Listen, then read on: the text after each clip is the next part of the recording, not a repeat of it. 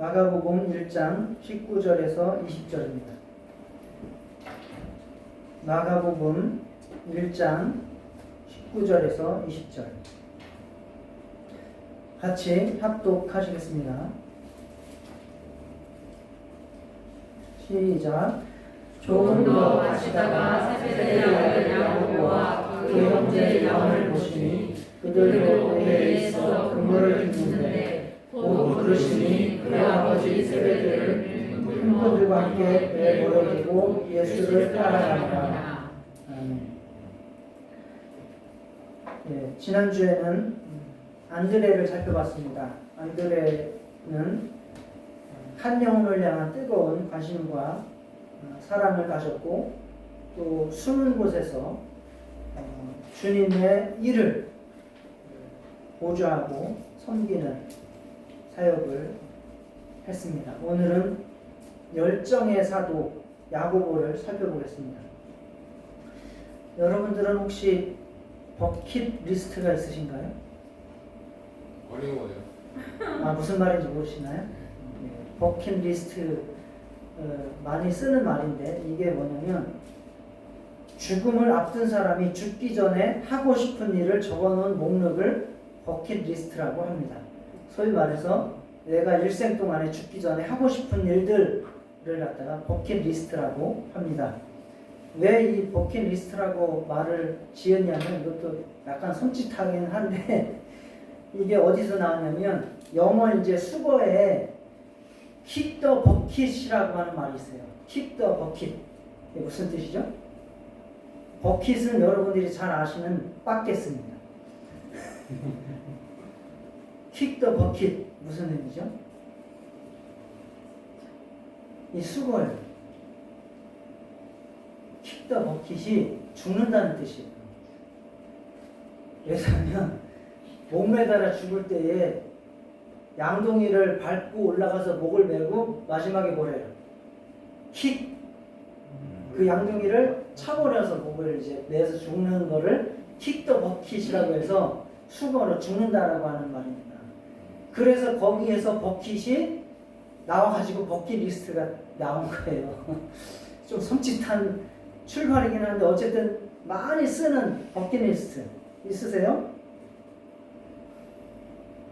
오로지 그냥 주님의 일만 하시는 거예요?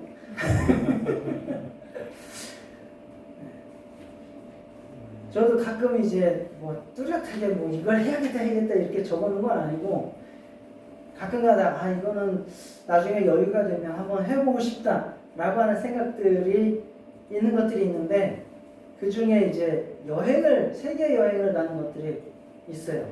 예를 들면 에콰도르의 그 갈라파고스 제도라든지 아니면 페루의 마추픽추라든지 뭐 캐나다의 오로라를 아주 볼 수 있는 그런 여행이라든지 이런 데를 좀 가보고 싶은데 또 한 군데가 어디냐면 스페인의 산티아고 순례길입니다.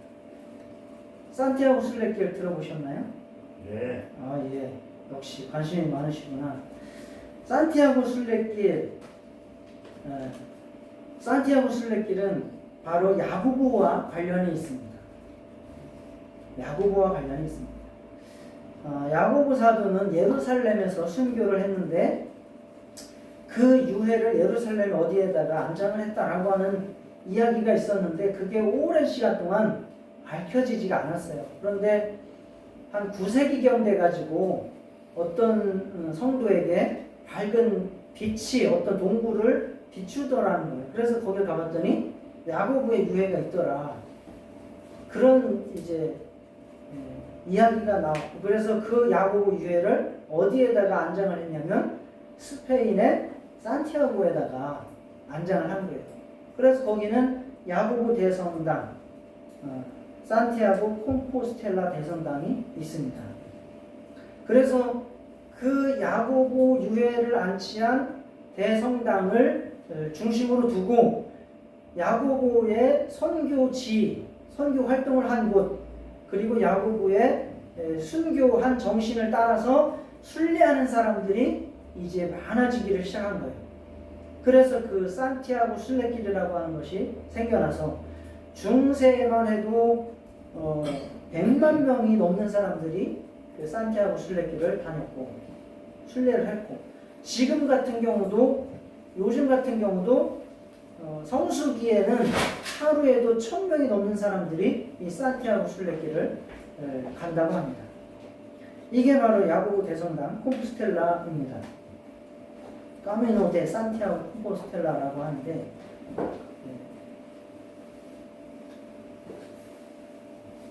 이 콤포스텔라는 여기 있습니다. 여기.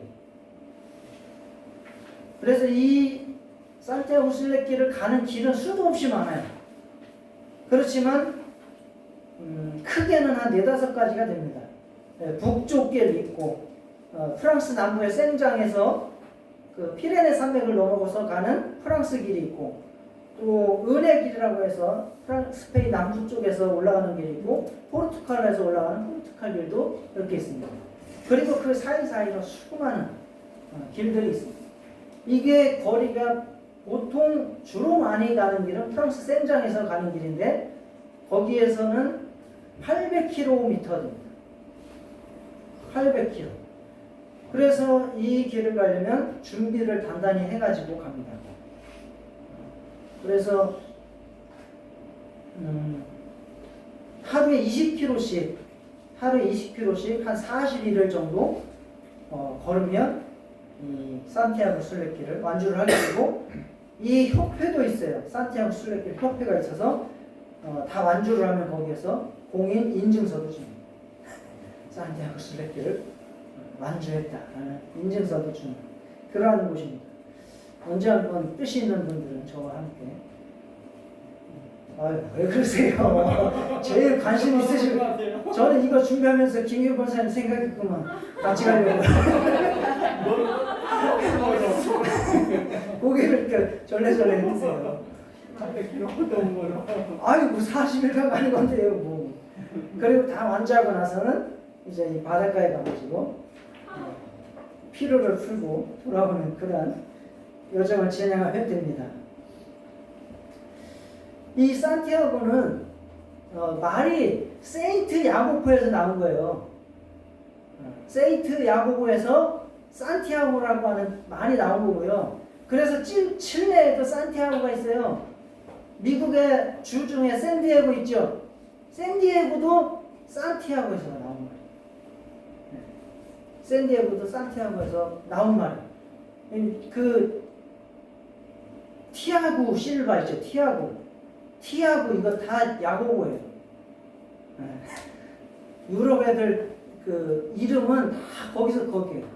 티아고 실바 할 때 티아고 이런 거 다 야고보라고 하는 뜻입니다.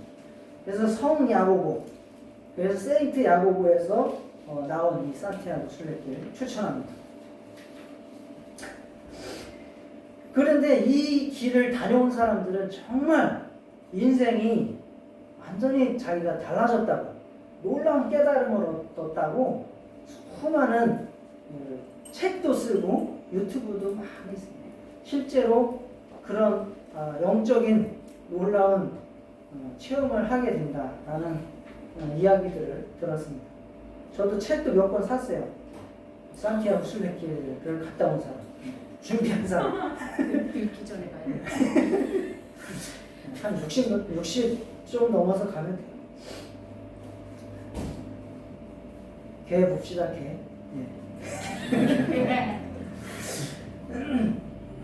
네, 이 야고보, 이것과 관련된 야고보는 꽤 부유한 집에서 살았고 아주 야망을 가지고 살았던 사람입니다. 그러나 예수님을 만나고 변화되어서 최초의 순교한 사도가 됩니다. 물론 다른 성도 중에서는 순교한인이 있었지만 사도 중에서는 최초의 순교자가 된 사람이 바로 야고보 사도입니다. 이 야고보의 순교를 통해서 교회는 다시 한번 놀라운 부흥과 확장이 되는 그러한 역사를 일으키게 됩니다. 우리가 가진 모든 야망과 열정들을 주님 안에서 승화시켜서 정말 복음 전파를 위해 쓰임받는 저와 여러분 되시기를 축원합니다. 야고보는 어부 출신입니다. 베드로와 안드레하고도 동업도 했었던 관계입니다. 그렇지만 그냥 하루 고기 잡아서 팔아서 먹고 사는 그러한 수준의 어부가 아니에요. 아주 수산업자예요.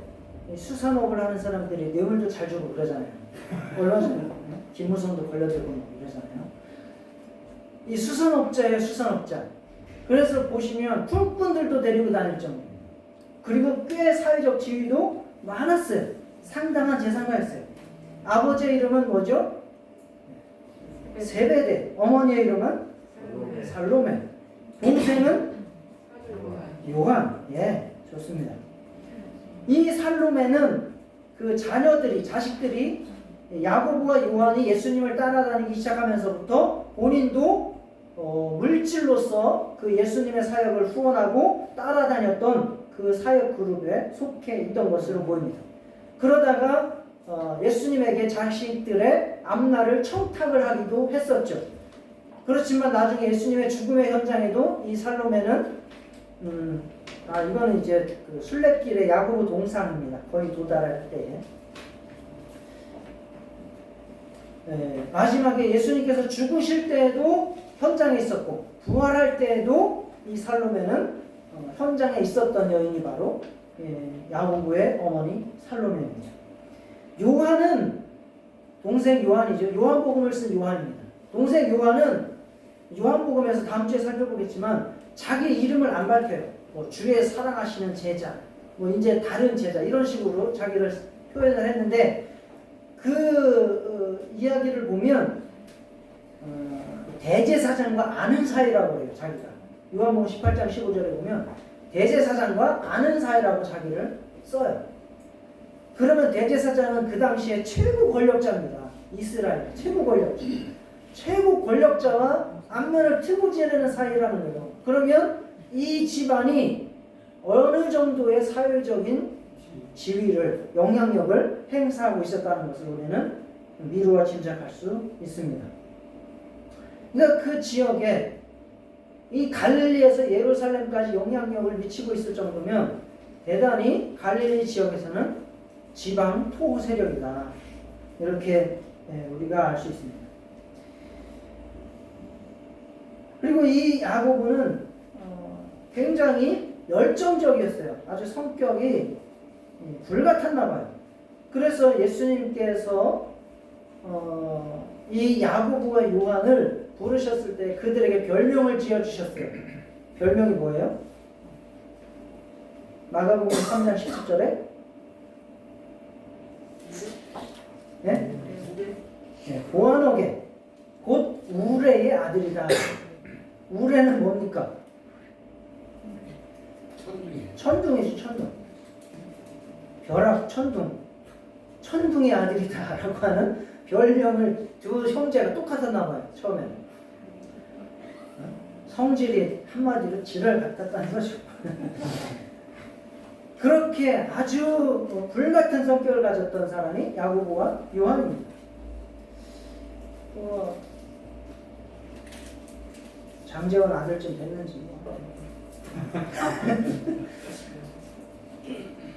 성질이 그만큼 불같았던 그러한 아이들이었습니다. 자, 이런 사람이 예수님을 만나게 되죠. 부름을 받게 되죠. 처음에는 자기가 먼저 예수님을 만난 건 아니고 아시듯이 베드로나 안드레 그리고 요한이 먼저 예수님을 만납니다. 그리고 그들로부터 이 야고보는 전해 듣게 되었을 겁니다. 그리고 나서 나중에 베드로와 야고보가 예수님께서 베드로와 안드레를 부르셔서 따르고 그 다음에 야고보와 요한을 부르셔서 그들이 이제 따르는 장면을 우리가 읽었습니다. 그물을 깃고 있는데 예수님께서 나를 따르라 하시니 그 아버지 세베대를 풀꾼들과 함께 배에 버려두고 예수를 따라가니라. 아주 화끈한 성격이 여기서도 나오고 있습니다. 아버지를 품꾼들과 함께 배에 버려두고 예수님을 따랐던 그 야고보. 야고보의 성격을 볼 때에 이렇게 버려두고 예수님을 따랐다는 이야기는 바로 더 나은 것이 예수님에게 있다라고 하는 확신을 가졌고, 그래서 과감한 결단을 내리고 예수님을 따르는 것으로 우리가 볼 수 있습니다.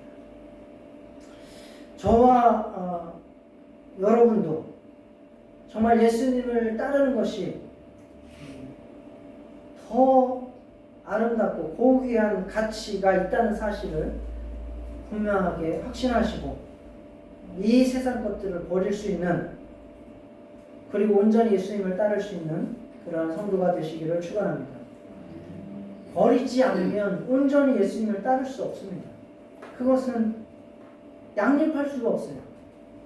여러분들은 무엇을 버리셔야 할지, 그래야 예수님을 따를 수 있을지 한번 고민해 보시기를 바랍니다. 그래서 예수님을 따르면서도 이 야고보는 야망가의 기질을, 열정적인 그 성품을 그대로 드러냅니다. 살립니다. 어느 날 예수님께서 예루살렘에서 사마리아로 가시는 길이었습니다.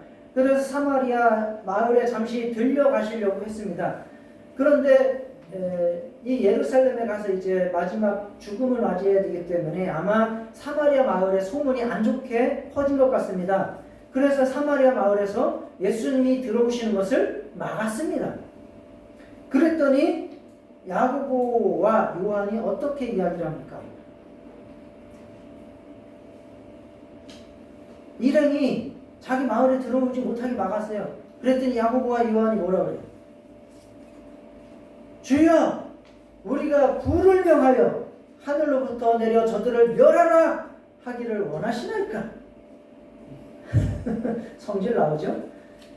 아니, 우리를 막아? 주여, 하늘에서 불을 내려서 저들을 멸하라 명령할까요? 라고 야고보와 요한이 그 사마리아 그 마을을 심판하기를 원했다, 이 말입니다. 그러니까 자기들이 예수님을 따르면서 너무나도 아주 자신감이 차 넘치는 주님의 능력을 자기들이 가지고 있다라고 하는 확신, 그리고 자기들을 방해하는 것들에 대해서 아주 철저하게 복수하고 처단하려고 하는 그런 마음들이 이 장면을 통해서도 잘 드러났죠. 아마 예수님은 이런 적극적이고 열정적인 사람들을 귀하게 자기가 쓸 수 있다, 하나님의 나라 복음을 위해서 쓸 수 있다라고 하는 생각을 하셨을 겁니다. 그래서 항상 이 베드로, 성질 급한 베드로, 그리고 우레의 아들 야고보와 요한을 늘 가까이 데리고 다니면서 더 세심하게 믿음을 심어주기를 원하셨습니다. 성질이 더러운 사람을 예수님이 더 사랑하시는 거예요. 그래야 변화되니까. 그래야 변화되거든요. 그런 사람들을 확실하게 예수님이 변화시켜서 확실하게 쓰시기를 원하셨다는 거죠. 베드로, 야고보, 요한 똑같아요. 성질 더러운 사람들이. 아주 야망이 있었던 사람들, 열정적인 사람들, 이런 사람들을 예수님께서는 변화시키려고 일부러 가까이 데리고 다니십니다. 그래서 이 열정들을 하나님을 위해서 쓰려고, 하나님의 나라를 위해서 쓰기를 원하셔서 그렇게 가까이 데리고 다니십니다. 늘 이 세 명 가까이 데리고 다니십니다. 이 수제자 하지만 따지고 보면 수제자가 아니라 말썽쟁이들을 데리고 관리를 하는 거예요. 그렇게 느끼시지 않으십니까? 자, 위험이 큰 사람들을 변화시키셔서 고소득을 올리시기 원하시던 거죠. 자, 그래서 항상, 자, 예수님께서 야이로의 딸을, 죽은 아이를 일으키실 때 누구 데려가요? 베드로, 야고보, 요한 데려가요. 변화산에서 변화되실 때 모세하고 엘리야 만날 때 누구 데려가요? 베드로, 야고보, 요한 데려가요. 예수님이 십자가 앞두고 겟세마네 동산에서 기도하실 때 다른 제자들보다 더 가까이 데리고 간 사람 누구예요? 베드로, 야고보, 요한이에요. 예수님께서 여러분들을 귀하게 사랑하십니다. 잘 이해를 못하시네요. 맨날 빵집이 좋아하죠. 이렇게 예수님께서는 우리를 사랑하십니다. 이 베드로, 야고보, 요한을 사랑하십니다. 자, 야고보, 그는 그 야망이 엄청나게 커서 예수님께서는 이제 십자가에 달려 죽으시는 그 길을 예고하시고 그 길을 이제 머지않아 가셔야 되는 그때입니다. 그때에 야고보와 요한이 예수님을 몰래 찾아가서 청탁을 합니다. 주의 나라에서 하나는 우편에 하나는 좌편에 앉혀 주십시오 라고 예수님께 청탁을 했습니다. 아마 야고보는 생각하기를 아마 이 예수님께서 세우시는 나라가 저 보이지 않는 영적인 나라가 아니라 보이는 현실 세계에서의 이스라엘의 독립국가, 번영국가 그 나라를 일으키실 것이라고 아마 생각을 했던 것 같습니다. 그럴 때 예수님께서 하신 말씀은 뭡니까? 너희가 구하는 것을 알지 못하는도다. 내가 마시는 잔을 너희가 마실 수 있으며 내가 받는 침례를 너희가 받을 수 있느냐? 라고 말했더니 야고보가 뭐라고 이야기를 합니까? 뭐라고 이야기했어요? 예? 할 수 있습니다. 라고 이야기합니다. 할 수 있습니다. 말이 씨가 되는 거예요. 할 수 있습니다. 말이 그대로 이루어지는 겁니다. 할 수 있습니다. 그래. 네가 그것을 잘 할 수 있을 것이다.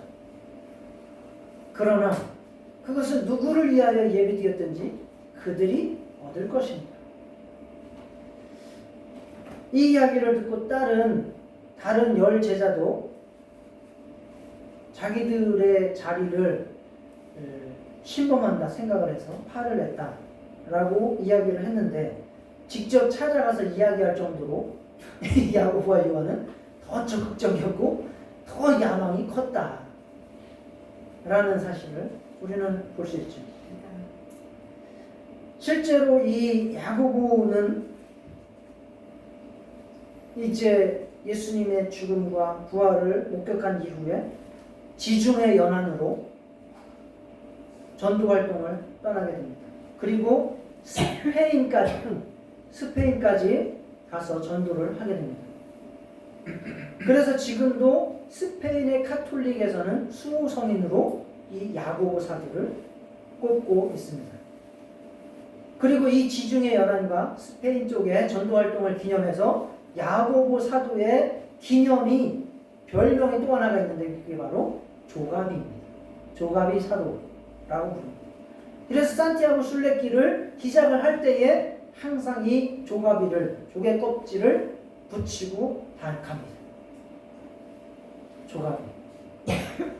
그래서 그렇게 지중해 연안과 스페인 전도 활동을 하고 예루살렘으로 돌아와서 예루살렘 교회에서 지도자적인 역할을 할 때에 그때의 유대인들의 그리고 유대 땅을 지배하고 있는 그 헤롯 그들에 의해서 헤롯 왕에 의해서 순교를 당합니다. 참수를 당했다고 합니다. 즉 칼에 목이 베어서 순교를 하게 됩니다. 예수님께 내가 마시는 잔을 마시고 내가 받는 침례를 받을 수 있느냐? 라고 했을 때 이 야고보가 할 수 있습니다. 라고 한 것처럼 예수님의 죽음의 피, 오열, 고난의 죽음, 바로 야고보는 그대로 따라서 행하는 것입니다.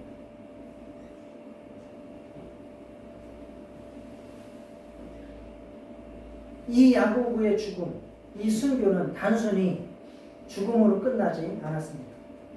정말 예수님의 죽음이 그 무혈이 온 세계 인류를 구원하고 살린 것처럼 이 야고보의 순교는 교회를 다시 한번 부흥시켰고 전 세계로 복음이 확장되는 데에 큰 역할을 하게 됩니다. 예수님을 따라서 그 고난의 잔을 마신 것이고 죽음의 침례를 능히 감당을 한 것입니다. 아마 이 정도 되면 예수님께서도 나중에 야고보에게 우편자리를 주셔도 전혀 아무런 문제가 없을 듯 싶습니다. 사도행전에 보면 초대교회가 이렇게 점프를 하는 몇 단계가 있는데 첫 번째 단계는 바로 오순절 성령의 역사로 말미암아 예루살렘 교회의 부흥이죠. 그렇지만 예루살렘 교회의 부흥에서 멈춰 있을 때에 다시 한번 그것이 점프하게 된 계기가 무엇입니까? 스테반이죠. 네? 스테반이죠. 박수. 바로 그 예루살렘 교회에 멈춰 있었을 때 그것을 점프하게 한 것이 바로 스데반의 순교입니다.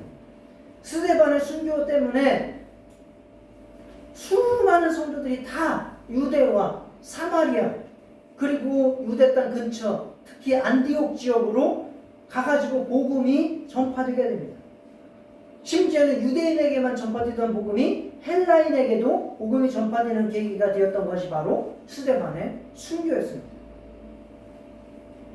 그렇게 전파되던 그 복음에서 한 단계 더 도약시킬 수 있었던 계기가 무엇입니까?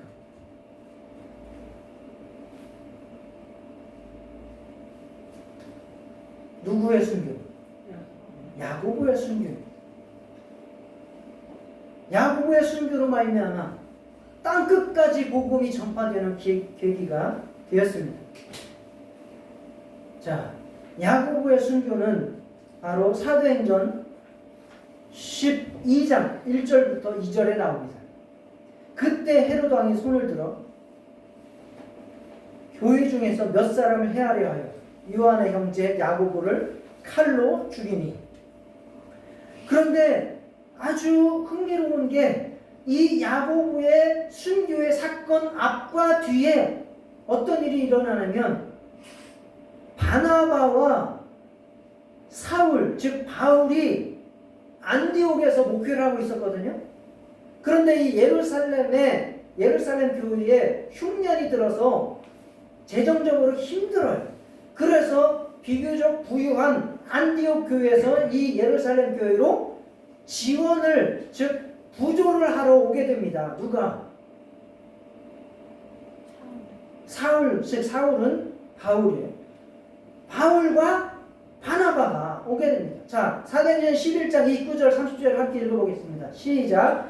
제자들이 각각 그 힘대로 유대에 사는 형제들에게 부조를 보내기로 작정하고 이를 실행하여 바나바와 사울의 손으로 장로들에게 보내니라.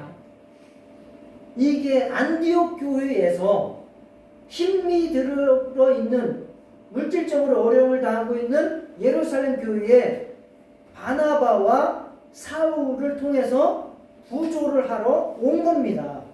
그 온 사이에 어떤 사건이 벌어진 거예요? 야고보가 참수를 당해서 순교당하는 사건이 벌어진 겁니다. 그리고 그 사건을 다 목격을 한 이후에 사도행전 12장 23절 25절에 누가 돌아갑니까? 자, 사도행전 12장 23절에서 25절을 같이 읽겠습니다. 시작. 헤롯이 영광을 하나님께 돌리지 아니하며 주의 사자가 곧 친히 벌레에게 먹혀 죽으니라. 하나님의 말씀은 흥왕하여 더하더라. 바나바와 사울이 부조하는 일을 마치고 마가라는 요한을 데리고 예루살렘에서 돌아옵니다. 이 야고보를 참수했던 헤롯이 하나님의 심판을 받아서 죽게 되는 현상까지 보게 된 거예요. 그러니까 이 야고보의 순교로 말미암아 오히려 하나님의 믿음이, 즉 복음이 더 확신을 갖게 된 거예요. 아, 저렇게 담대하게 죽는 사도의 모습을 보니, 그리고 그를 죽였던 저 헤롯이 저렇게 심판을 받는 것을 보니 하나님은 역시 살아계시구나 라고 그것을 지켜봤던 성도들이 말씀으로 더 무장하게 되고 흥황했다라고. 그런데 그 장면을 직접 예루살렘에 와서 목격했던 사람이 바로 바나바와 바울이었던 거예요. 그래서 누구까지 데려갑니까 이제? 요한. 이 요한은 마가 요한입니다. 마가 요한. 마가의 다락방의 그 마가. 그 마가까지 데리고 어디로 갑니까 이제? 안디옥으로 가죠. 원래 안디옥에서 바나바와 사울이 목회를 하고 있었거든요. 그래서 이 바울은 돌아가서 즉시 무엇을 시행합니까?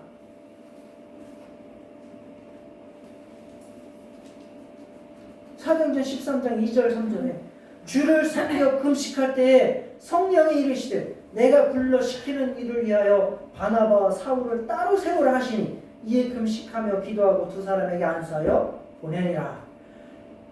딱 이것이 야고보의 순교 사건 이후로 그것을 목격한 바나바와 사울을 중심으로 해서 이제 세계 전도 여행의 출발이 된 겁니다.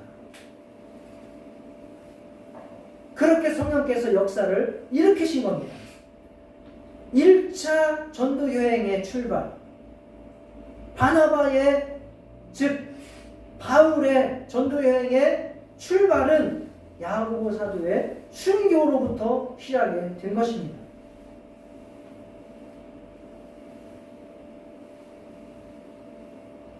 그래서 예수님의 말씀은 진리죠. 내가 진실로 진실로 너희에게 이르노니 한 알의 밀이 땅에 떨어져 죽지 아니하면 한 알 그대로 있고 죽으면 많은 열매를 맺느니라. 교회는 순교자들의 흘린 피로 말미암아 그것을 먹고 자라는 공동체가 바로 교회입니다. 순교의 역사가 교회의 역사요. 교회 부흥의 역사요. 세계 선교의 역사입니다. 죽을 때에도 유세비우스의 기록을 살펴보면 아주 감동적인 순교를 합니다.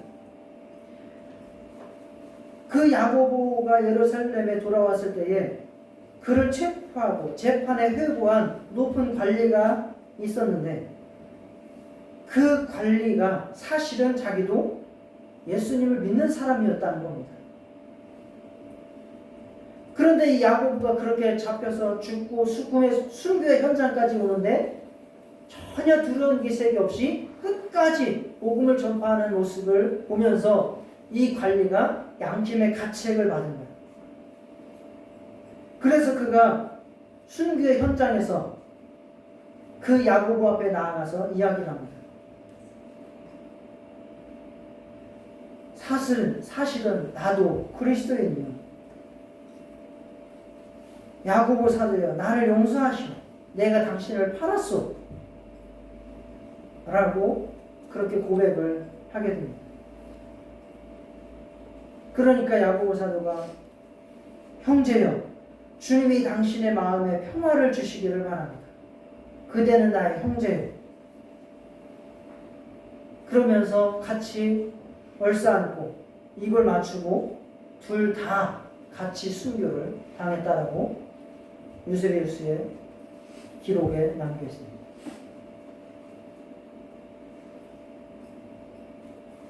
우리는 누군가에게 어떠한 영감을 불러일으켜요. 저도 어떤 때 이제 어떤 사람은 집을 사가지고 그게 막 몇십억이 올랐대. 그러면 영감이 일어나요. 나도 어디 사야 되나 막. 그런 영감이 막 불러일으켜. 여러분들은 어떤 영감을 불러일으키는 사람입니까? 다른 사람에게 어떤 영감을 불러일으킵니까? 저 사람을 봤더니 정말 저렇게 되고 싶고 저렇게 살고 싶어 라고 하는 어떤 영감을 불러일으켜. 야고보는 그가 복음을 전하면서 뿐만 아니라 죽으면서 한 사람을 영감을 일으켜서 그도 순교에 동참하게 하실 뿐만 아니라 그의 죽음으로 말미암아 전 세계로 복음이 전파되는 영감을 불러일으킨 사람입니다. 말 그대로 예수님의 말씀대로 땅에 들어가서 완전히 썩어져서 수많은 열매를 맺게 한 바로 그 사람이 야고보입니다. 그 열정, 그 야망, 어쩌면 그 욕심이 영적으로 승화되어서 정말 하늘의 영광을 얻게 만들었고 이 세상에 하나님의 나라가 이루어지도록 만든 인물이 바로 야고보입니다.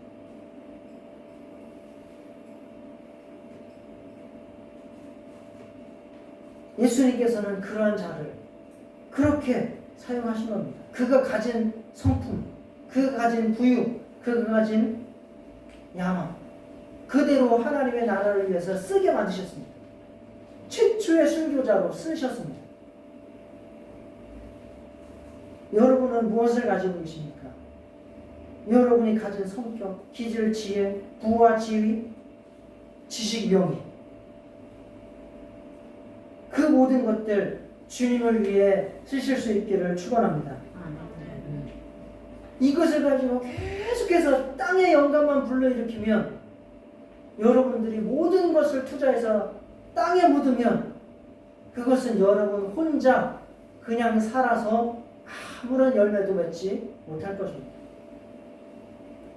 그러나 내가 가진 것들 그 모든 것들을 영적으로 승화시켜서 하늘 영광을 소망하고 이 땅의 하나님의 나라를 확장시키는데 쓰시면 썩어질 것으로 썩지 않을 빛난 면류관을 사고 영광을 얻게 되는 그러한 성도가 되실 것을 믿으시기 바랍니다.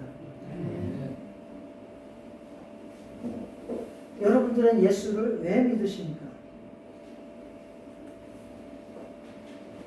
저는 두 가지로 믿습니다. 두 가지 이유를 가지고 있습니다. 첫째는 내 영혼이 구원을 받아서 천국 가려고 믿습니다. 그리고 그곳에서 정말 영광을 누리기 원해서 믿습니다.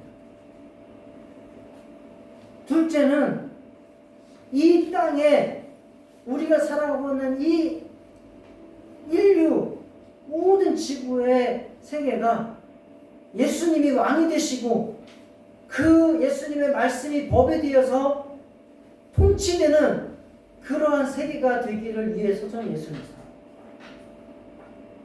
온 백성, 모든 민족, 백성, 방언, 열방이 주님을 찬양하는 그 세상이 되도록 하기 위해서 예수를 믿습니다. 두 가지입니다.